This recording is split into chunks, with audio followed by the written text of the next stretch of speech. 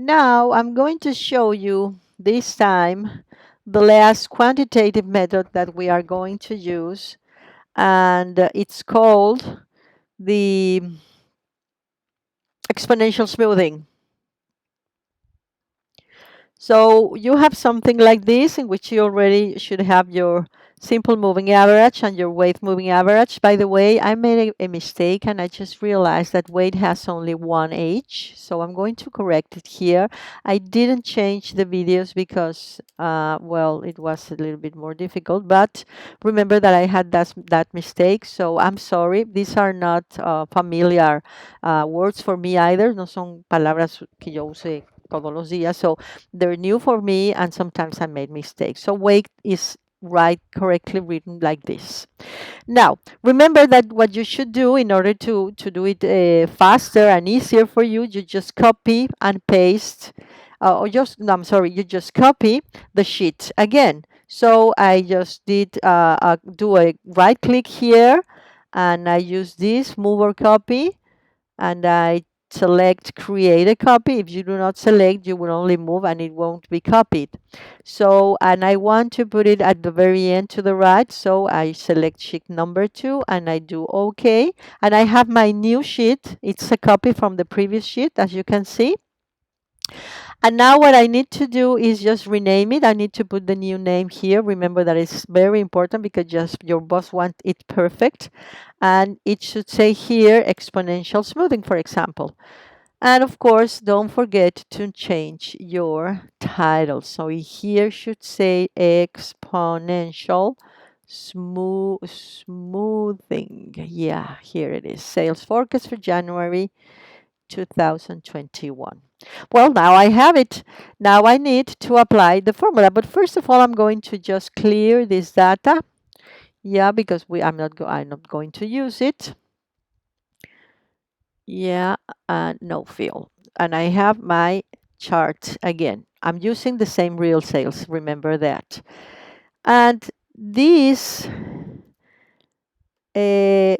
method has a formula. Remember that formula I showed you in class? That is a forecast. It's equal to the sales forecast for the previous month plus the value that you give to alpha multiplied by the previous month's real sales minus the previous month for sales forecast, and then you have it. No, so I need to make a few changes here in this chart, because in here will be, I'm going to put the that, or the weight that I'm going to give to alpha. I'm going to use different weights. Remember that we can use from 0 to 1 anything that I want. So I'm going to use 0.2 as you have it in your checklist. I'm going to use 0.3.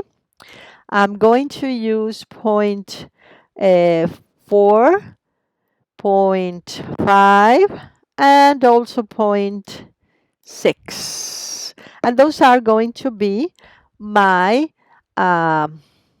values for alpha. See, different values. So I need to do this formula in each one of the different values, or each one of the columns.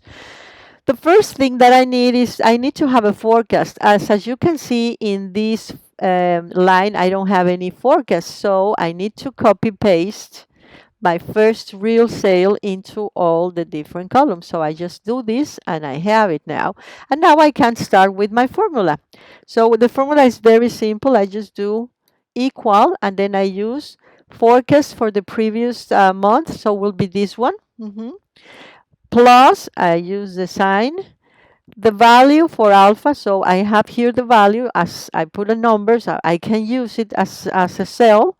And then I'm going to multiply it by my previous month real sales. See, as you can see there they are. And then minus my previous month sales forecast. Again, I use this cell, then I close my parentheses, and I think I have it. Here it is, the formula. See? I'm sorry. Oh, let me do. Here it is. Previous sales forecast plus the value of alpha multiplied by previous real sales minus previous sales forecast. And that it is. There we have it. See? Now the only thing that I need to do is to copy. Well, no, I need to fix something because if I do the copy paste, look what happens. See, it won't work because I'm using this always. I'm using the same line. See, so I need to fix here. As you can see, is number 4. I want that whenever I go down, I will always multiply it by 2. And it 2 is on the line number 2. So I'm going to use this formula and I'm going to put a peso sign in the here. There you have it. I don't know if you can see. See, I'm fixing the line 4. And then, because I want to copy paste it to the right and I will finish very, very quickly, I need to fix, as always, the real sales column. Because when I move to the right, I need that my formula moves with me, but not the real sales. So remember that the sales are in the column D. So I need to put another sign pesos here in the before the letter D. And now I have it. Let's see. Yeah, I have it. As you can see, this is the formula. Yeah, I fixed the line for the 2 and I fixed the column for the real sales. And then when I do this, I check if it's correct. I just can do this. Yeah. And then I can copy paste to the right. And I have it. See? And let's see if I did correctly. Let's do whatever I want. This is the way that I check if you did your formula. So I click here and yeah, I have it because I have previous sales here, previous forecast, I'm sorry, plus aquí, here is the value, not the 3, see? And then I have to multiply it by this, my real sales, so it's perfect. And then minus my forecast, so it's perfect. Let me move it here. Let's see another one, this one. It's correctly, as you can see, previous sales plus the value of alpha multiplied by real sales minus my sales forecast, previous sales forecast. And I have it. And as you can see, it took me very, very, very little time.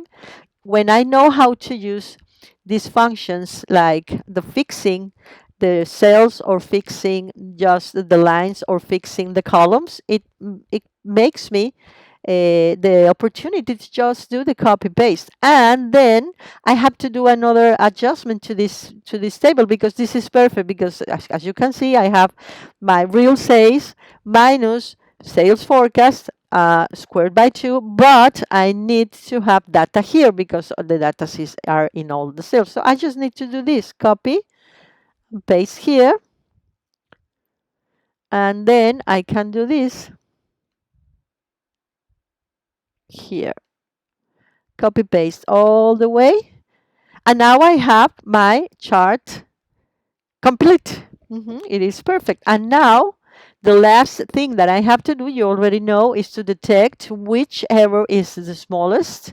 And in this case, it changes because now it will be this one, as you can see, is the smallest quantity.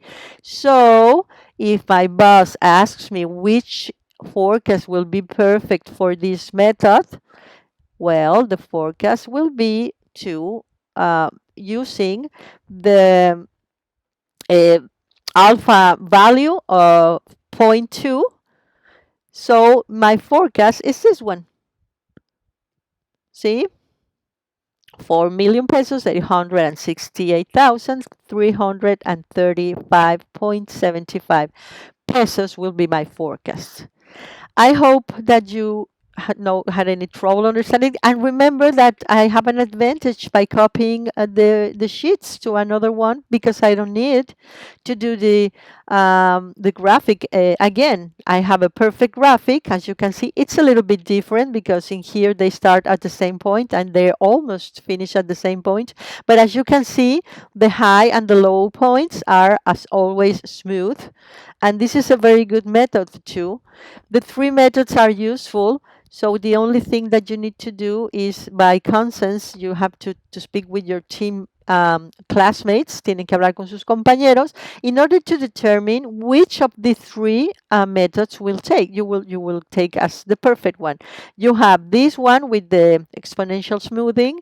You have this one with the weight moving average, and you also have this one with the simple moving average. So you have to determine which of these three methods will be the perfect one. Well, now, as you can see, you have everything complete, and now this job is almost ready to be delivered to your boss. Remember that I am the boss, but probably that what we need here is to have a new sheet, yeah, in which I need to put the name of the team members. I'm sorry, the name of the team members. Yeah, probably the logo of your company, your group. You need to have the I don't know that name in English, una portada with all the data of your group and your names and everything as you know how to do it. And of course, I will put the logo of my company. If I'm Sabritas, if I'm Coca-Cola, I will put it here. So yeah, you can do something nice. And then don't forget to save it. For example, 5, save as. Yeah, with in this case, if, imagine that you are Sabritas, I will put Sabritas punto point, and then I will put DNM21, no, DNM21, and that's it. When the teacher, that or your boss, I'm your boss or your teacher, when I open this file, I already will know that it belongs to Sabritas, and I just do the saving thing. Okay, so thank you very much. I hope that these videos are useful for you to understand better these quantitative methods. They are really, really useful because they give me the trend of my sales. So I have to use them uh, I have to use them very often in my sales forecasts. But don't forget or remember that you also have to complement these forecasts with the qualitative methods that you presented on class. Thank you very much. And any doubts that you have, you know where to find me. Bye bye.